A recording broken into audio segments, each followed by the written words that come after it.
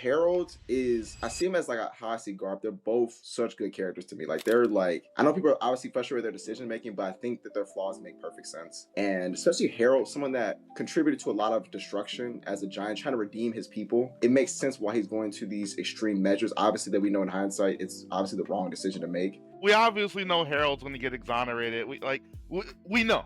You know what I'm saying? All of us hating on him are fighting. We're on the harder difficulty, right? The main thing that pisses me off about Harold in general, though, is there's some stuff that's blatantly obvious to where you should like, man, this is wrong. And the blind eye just gets annoying. That's my problem with his character.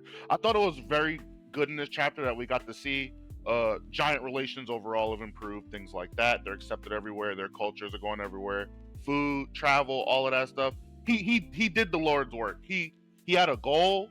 You know, he fulfilled it. I can genuinely say he did fulfill it.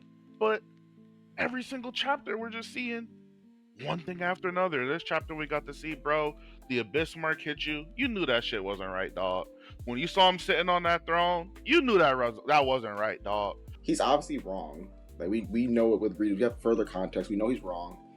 But I like that he's taking this over, like he's overcompensating, right? And we usually see characters do that when they do have an emotional shortcoming. His emotional shortcoming is that he blames himself and takes the guilt of all the crimes the Giants took on. So now his overcompensating is on the far other side.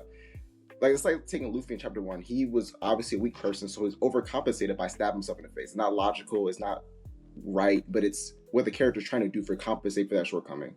And I think it adds extra sauce to it because he let Rocks die, right, in his mind. So like, if everything that he did was eventually led to his death, he can't go back now in his mind. That's a point of no return. So now he has to go through with it for the sake of his friend that died too as well. So I think adding that to, because I think that he obviously became much more compliant once Rocks died. I think that was the turning point.